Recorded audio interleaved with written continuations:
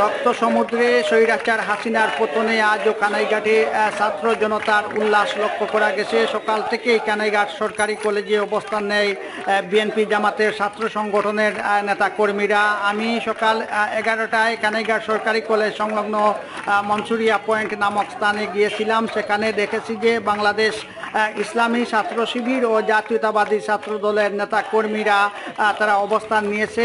এ সময় আমি ইসলামী ছাত্র শিবির ও জাতীয়তাবাদী ছাত্র দলের দায়িত্বশীল নেতৃবৃন্দের সাথে কথা বলেছিলাম। তারা আমাকে জানিয়েছেন যে ছাত্র বৈষম্য আন্দোলনের কেন্দ্রীয় ঘোষিত কর্মসূচির অংশ হিসেবে তারা রাজপথে অবস্থান করেছেন, যাতে বেঁধে দেওয়া সময়ের মধ্যে অন্তর্বর্তীকালীন সরকার গঠন করা হয়।